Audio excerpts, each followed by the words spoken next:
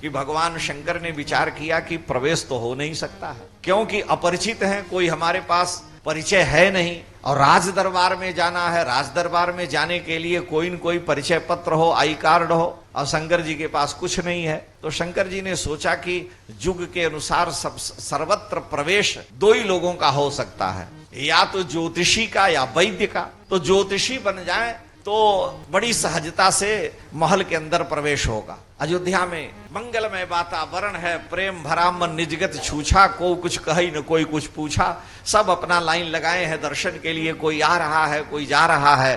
भगवान शंकर जो मिलता है उसकी हस्तरेखा देखते हैं, उसका भविष्य वाचन करके बतला देते हैं कि तुम्हारे बाप का नाम ये है, माई का नाम ये है, तुम ये खाए हो, यहाँ घर है, यहाँ मकान है, जैसे आजकल बागेश्वर बाबा बताते हैं। तो सबका जब बताने लगे तो महाराज अब आश्चर्य हुआ। तो महल में जाने वाली दास दासियां जो हैं, जो बाहर से उपहार आदि के लेके जाती हैं, सेवा करने वाली, उनकी भी हस्तरेखा देख के शंकर जी बताने लगे। तो दास दासियों ने देखा कि ये तो बड़ी गजब की हस्तरेखा देखने वाला ज्योतिषी है। अब महल के अंदर गई तो मैया कौशल्या, कैकेयी, सुमित्रा के बीच में चर्चा छिड़ गई कि मैया एक ज्योतिषी आया है जो हस्तरेखा देख के सब बता देता है, ऐसा ज्योतिषी आज तक हम देखे ही नहीं। और अयोध्या के महाराज के जितने ज्योतिषी वैद्य हैं सब उनके आगे फेल हैं। तो कौशल्या रानी को भी कुतूहल हुआ कि मेरे लाला हुए हैं और इनका भी भविष्य वाचन हो जाए, इनकी भी हस्तरेखा देखे।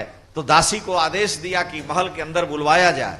लेकिन रानी कौशल्या ने पूछा, ये बताओ ज्योतिषी कैसा है, बूढ़ा है कि जवान है? कहा नहीं, बूढ़ा है। जवान ज्योतिषी का अंतःपुर में प्रवेश नहीं होगा। जवान जोगी वैद रोगी और सूर पीठे घाव रे। जवान जोगी वैद रोगी, कहा हम बड़े सूरवीर, यहाँ पीठ में इतना बड़ा घाव है, इसका मतलब भगोड़ा है। तो जवान जोगी वैद रोगी सूर पीठे घाव रे, आ कीमिया होए भीख मांगे इन्हें जनपति आओ रे। सोनार होके भीख मांगे तो कभी दरिद्र हो ही नहीं सकता। संस्कृत में सोनार को पश्यतो हर कहा गया, वहीं बैठे रहोगे पता नहीं कैसे साफ करेगा, सोना निकाल लेगा उसी में से। तो ये दरिद्र नहीं हो सकता। जोगी जवान है, हमारी इंद्रियां वश में है, उस पर विश्वास मत करिए। वैद्य है, रोगी है, स्वयं खा खाए कर रहा है, तो क्या रोग का इलाज करेगा? तो बूढ़ा होना चाहिए अंतःपुर में जाने के लिए। दासी ने कहा कि नहीं है, बूढ़ा है। मैया ने कहा तब तो अच्छी बात है, प्रवेश कराया जाए। तुलसीदास जी लिख रहे हैं कि अवध आज आगमी एक आयो।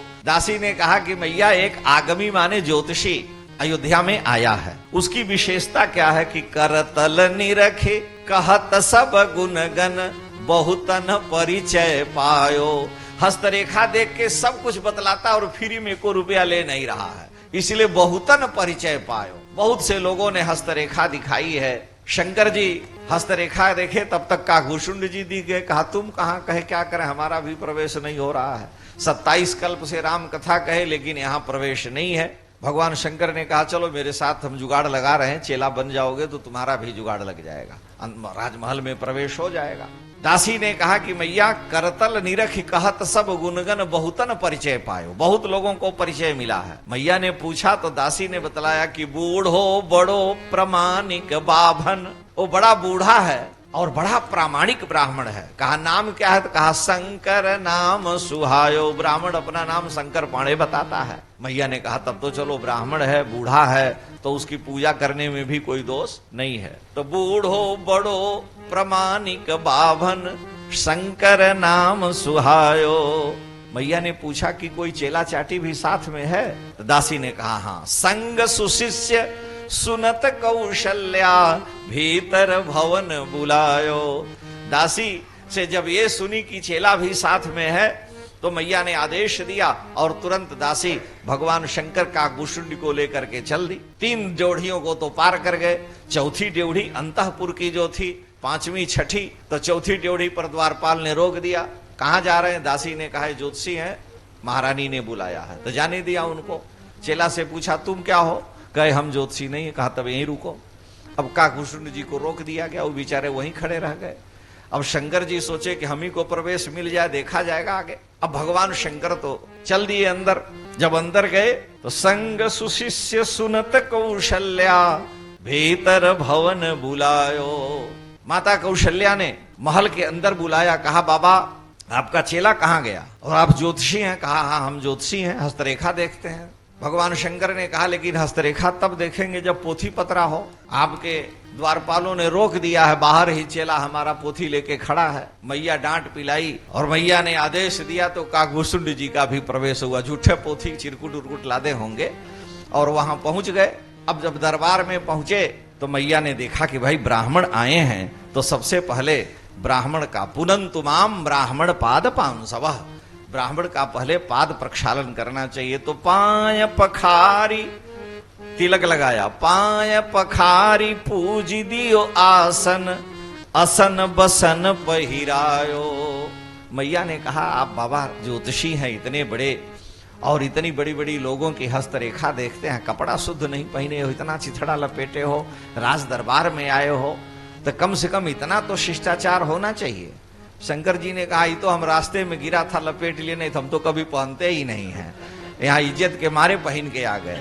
तो मैया ने तुरंत आदेश दिया, नया वस्त्र महल से आया और भगवान शंकर को दिया गया। बसन पहिरायो और भोजन भी कराया। तो असन बसन पहिरायो अमेले चरण चारो चारो सुत, चारों पुत्रों को मैया कौशल्या कैकेयी सुमित्रा लेकर के आई और प्रणाम कराने लगी। बाबा आसन पर बैठे हैं शंकर पांडे जी, प्रणाम करो ब्राह्मण को। तो मेले चरण चारु चारो सुत, चारु माने सुंदर, चारों पुत्रों को जब प्रणाम कराने लगी तो शंकर जी उठ के खड़े हो गए, 2 कदम पीछे चौकी से सरक गए कि सोचे कि मैं जिनका नाम लेकर के मृत्युंजय हूं और जिनके दर्शन की कामना लेकर के मैं कैलाश से आया, आज मेरा दुर्भाग्य है कि उनको हमें आशीर्वाद देना पड़ रहा है। जासु नाम बल शंकर काशी, देत सबहि समगति अविनाशी।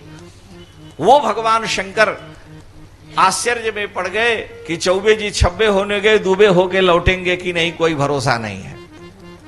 मैया ने कहा कि बाबा तुमको नया वस्त्र दिए हैं, भोजन कराए हैं, चेला को भी बुलवाए हैं और अब आशीर्वाद देने में कंजूसी करते हो। गोस्वामी जी लिख रहे हैं कि मेले चरण चारु चारो सुत, कहा बाबा लालाओं के सिर पर हाथ रख के आशीर्वाद दो। शंकर जी हाथ पीछे कर लिए कि कम से कम इतना तो हो, सिर पर हाथ न रखना पड़े। तो रनिवास है, यहाँ किसी पुरुष की थी चलेगी नहीं। मैया ने झपट के हाथ पकड़ लिया शंकर जी का और कहा सिर पर हाथ रखो। तो माथे हाथ दिवायो, दिए नहीं दिलवाया जबरदस्ती, हाथ रखिए। अब शंकर जी हस्त रेखा तो हाथ तो रख दिए भगवान के सिर के ऊपर, लेकिन बड़े मन में खिन्न है कि आज प्रभु के सिर पर मुझे हाथ रखने का अवसर मिला है। मैया ने सिर पर हाथ रखाया। भगवान शंकर भगवान के रूप माधुर्य का दर्शन करते हुए अपलक नेत्रों से अखंड पान करने लगे, क्योंकि जिनको मैं अपने अंतःकरण में दर्शन करता था, आज वो प्रत्यक्ष परम भाग्यशाली चक्रवर्ती दशरथ जी के राजमहल में माता कौशल्या के आंगन में उनकी गोद में विद्यमान है। इससे बड़ा सौभाग्य क्या होगा। तो नख सिख देखी नख सिख बाल बिलो के विप्रतनु, पुलक नयन जल छायो। भगवान शंकर के नेत्र से अश्रुपात होने लगा।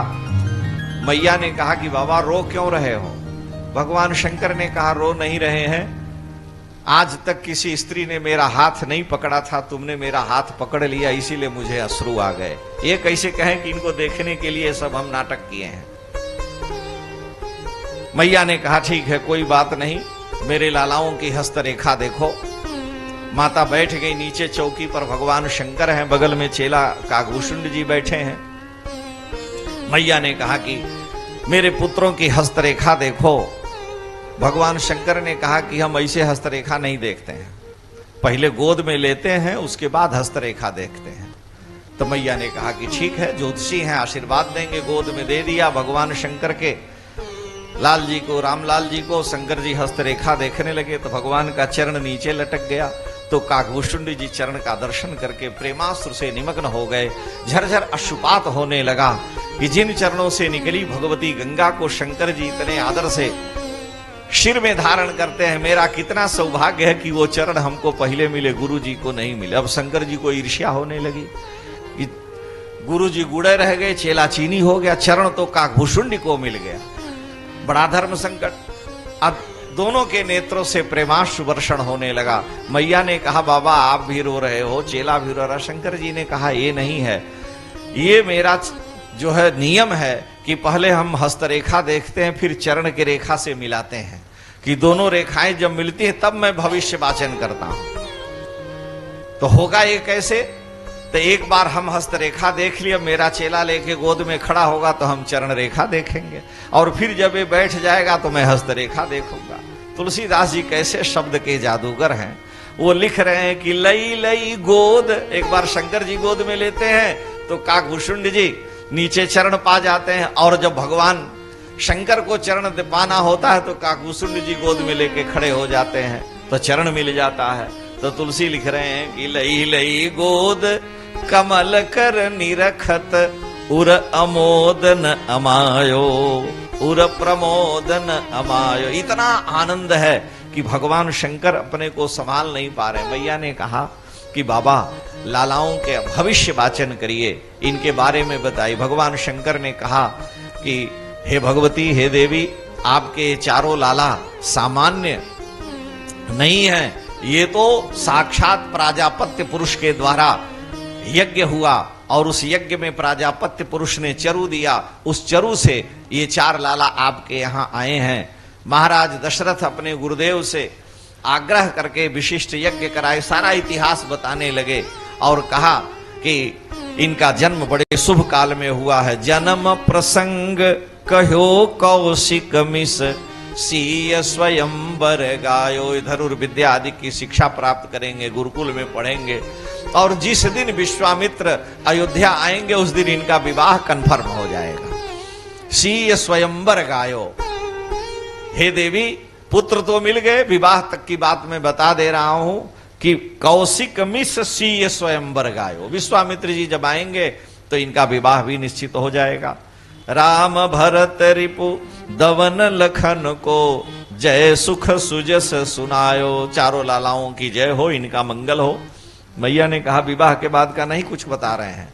शंकर जी ने कहा अभी छोटे हैं तो रेखा विवाह तक पड़ी है, उसके आगे की रेखा नहीं है। अब बता देंगे तो झोला झक्कड़ भी छीन लिया जाएगा, सोचे भगा न दिया जाए कहीं। तो इतने तक बता करके कि विवाह के प्रसंग तक बताए।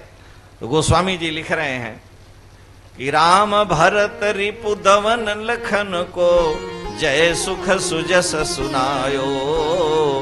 तुलसीदास निवास रहस बस भयो सबको मन भायो। सबको अच्छा लगा, ज्योतिषी का व्यवहार और सब कुछ बताए। तो सनमान्यो महिदेव अशेषत सानंद सदन सिधायो। आशीर्वाद दे करके भगवान शंकर जाने लगे। काकभूषुंड जी से कहे कि चलो, उन्होंने कहा आपके कृपा से दर्शन हो गया, अभी हमको प्रसाद तो मिला ही नहीं। जब जूठन परई अजिरमा सो उठाई करी, अभी तो हमको भगवान का प्रसाद मिला ही नहीं। काकभूषुंड जी भगवान का दर्शन करने के बाद अयोध्या नहीं गए, चक्रवर्ती दशरथ राजमहल में ही महाराज विद्यमान है लाल जी, और काकभूषुंड जी वहीं पर नाना प्रकार की क्रीड़ाएं करते हैं। और भगवान के हाथ में, जो आप रामचरितमानस में सुने हैं कि काग के भाग कहाँ कहियो हरि हाथ से ले गयो माखन रोटी। तो वो कौआ तो कन्हैया से छीन लिया था, वो दूसरा कौआ था। लेकिन काकभूषुंड जी बड़े मर्यादित हैं, भगवान के हाथ से छीनते नहीं, भगवान जान के गिरा देते हैं तो काकभूषुंड जी ले लेते हैं। लेकिन कन्हैया लीला पुरुषोत्तम है तो उनके हाथ से छीन के कौआ ले लेता है यही काकभूषुंड जी, लेकिन लीला करते हैं। और जब रामावतार में भगवान आते हैं तो भगवान जूठन परई अजिरमह सो उठाई कर खाओ। भगवान आंगन में जो जूठन गिरा देते, काकभूषुंड जी उसी को पा करके तृप्त होते हैं।